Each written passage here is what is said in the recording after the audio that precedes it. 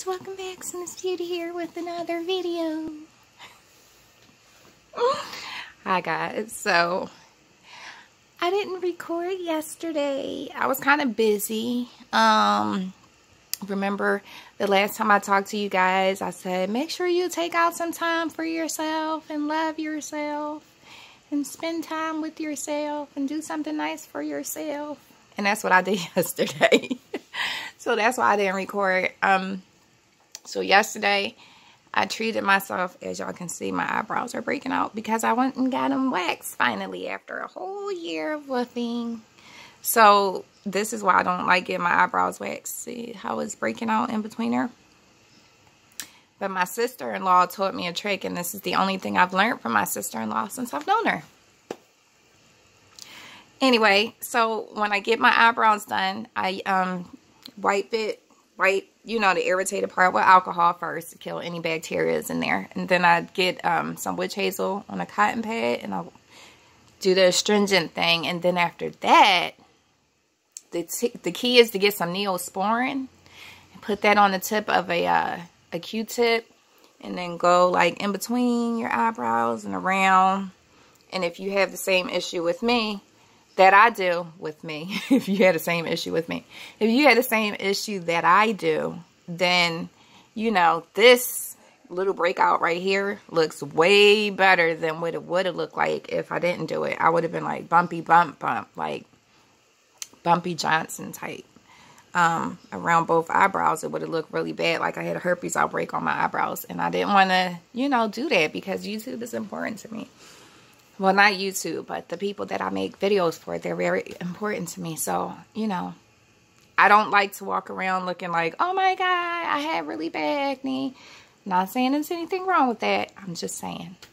So I treated my husband yesterday to a pedicure and a manicure. Yes, he goes and get his feet done. It's very important because I don't do that for him. I can do it, but he's a grown man. And if it's my responsibility to take care of my own feet, it's his responsibility to take care of his. So yeah, that's what we did yesterday. It was nice, relaxing. I had this wonderful conversation with this young lady. She was 19, but you can tell she was old soul. You could feel it. And I could tell by her outfit, because you can tell like she's one of those thrifters, but she can put a bunch of stuff that don't go together and it'll still look cute. So I was really surprised. I was like, oh my gosh, she's so cute. By the way, how long you been doing this? How long have you had your license? I don't want to get cut.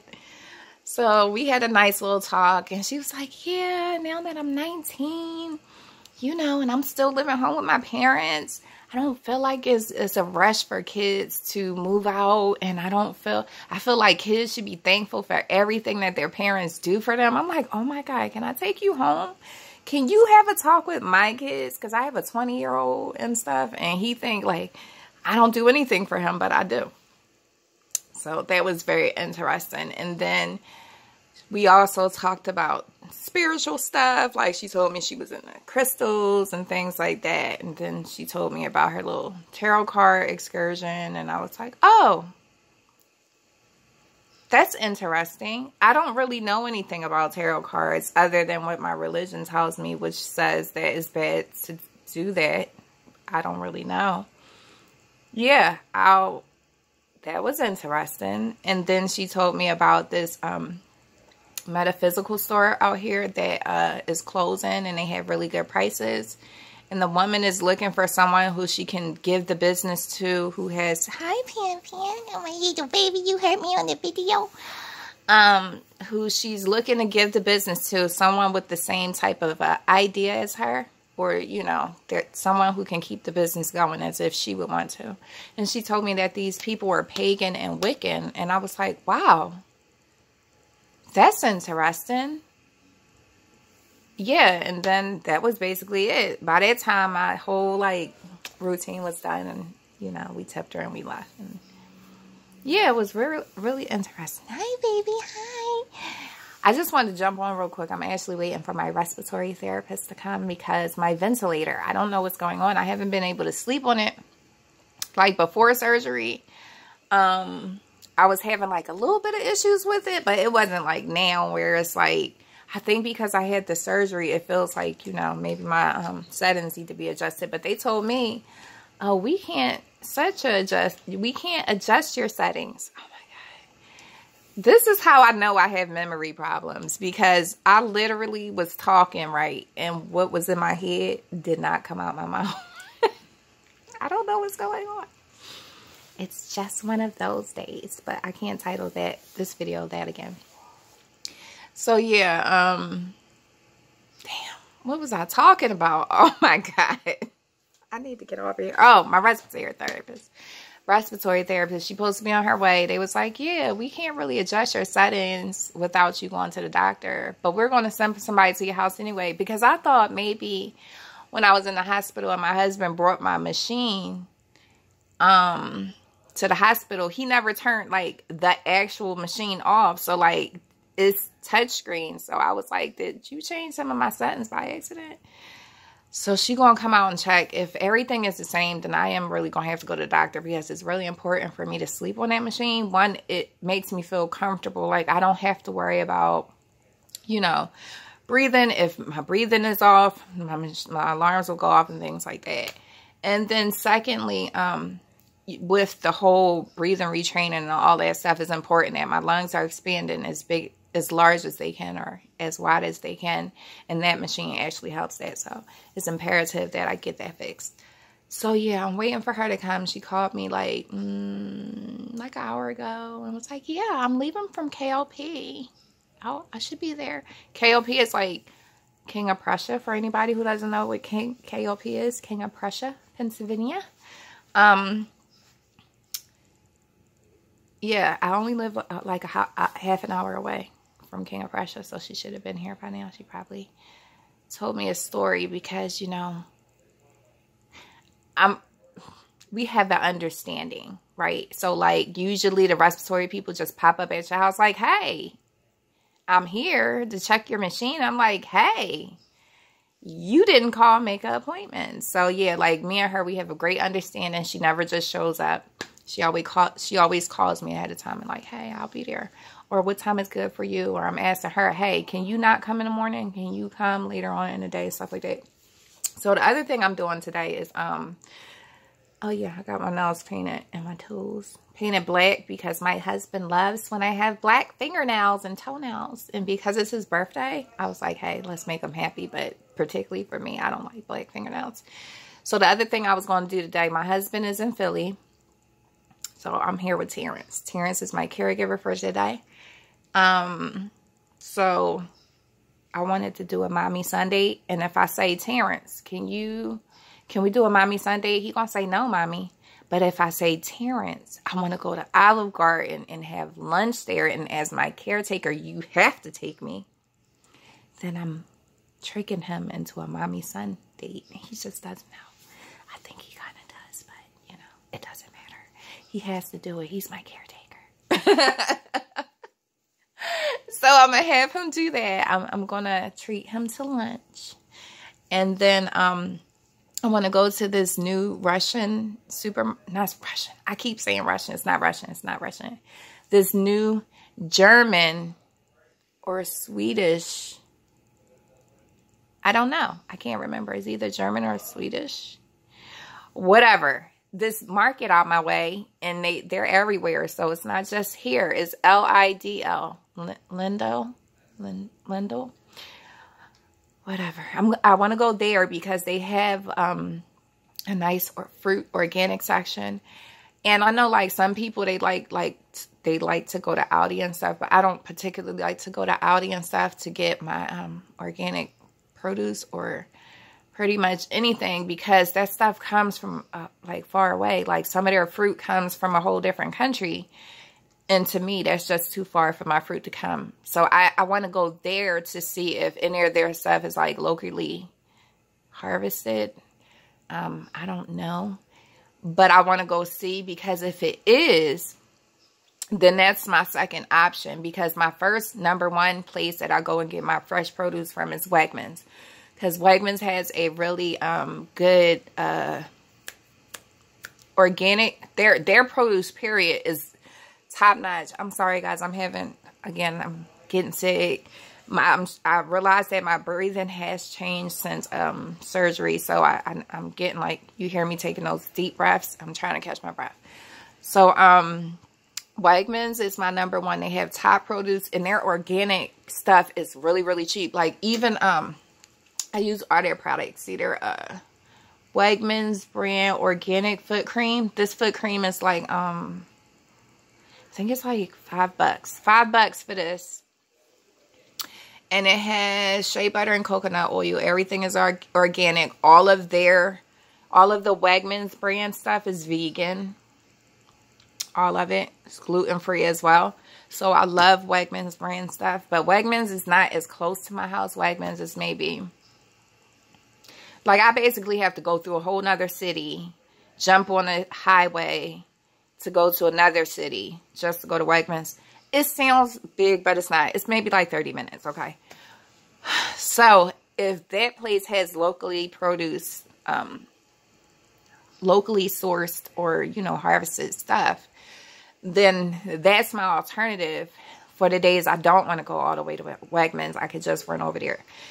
But I'm going to tell you that I believe that that's not going to be the case. But it's going to be nice to go there because they have a lot of nice products, and they also have a lot of nice like expensive treats like chocolate and stuff. And my mother-in-law likes like expensive sweets and stuff, so usually around this time I get her like some really good chocolate, and like usually that's one of her Christmas presents, because I already did well I already did her. So I was supposed to do a room makeover for her, and I'm still going to do it. I'm having her floors pulled up, her like sheetrock, everything from scratch done for her. So that's going to be a nice makeover for her. So that was supposed to be her birthday and Christmas gift, but I haven't done it yet. So I got her a pair of boots that she needed because over the summer she broke her ankle. She slipped and fell, and I didn't want her to fall. Last year, I bought her, like, Uggs, and, you know, like, Uggs aren't really, like, made for snow. One, they're not waterproof. Two, the gripping on the bottom is not good. So I went to Eastland and bought her a pair of boots. And then we had bought a 50-inch TV, a new one, for downstairs. And because the way the house is, like, more on a traditional basis, the new TV didn't go well. So we went on and gave her that brand new TV. So to me, I consider that her birthday and her Christmas present. And then I'll just do her makeover for her. Hopefully I can get it done by Mother's Day. Where did all that come from? Oh my God. I got to really stay on track in these videos. What else? What was I talking about way before I got... Oh, yeah, the expensive chocolates. That's what brought the mother-in-law thing in. I'm sorry, guys. My nose is about to run. My allergies has been atrocious. And my allergies. And it's cold. I'm still trying to shake it. Like, I've been taking everything. Like, I've been taking... I got to sanitize my hands. Sorry. And excuse me about cleaning my nose on camera. But when you're on oxygen, if you feel your nose running, you better... get something, unless you want your stuff to go on these little things right here and then be switching back and forth right here. Don't nobody got time for that. Nobody. Nobody had time for that. If you're going to be on oxygen, make sure you on oxygen right. It's like, I'm playing. It's no right way to be on oxygen. So, yeah, I've been taking the vitamin C, which I told y'all, vitamin E. All of these are immunity things. I've been taking green tea, super antioxidant. I started taking my black seed oil since my surgery is over. And I'm, you know, way over 2 weeks post-op. What else? I've been taking I had to hold my oil of oregano pill because of my stomach. I'm still having a lot of issues with that. I might as well take my medicine now. Oh, I've been taking a B12, which I'm about to take now. Stick it under my tongue. I've been taking a B12 every day. The only medicine I told y'all that I'm taking that's not natural is my stomach medication of Protonics. And I have to kind of stay on that. until I meet with my gastro doctor. But I'm still having like a lot of stomach problems. I'm having a lot of bloating and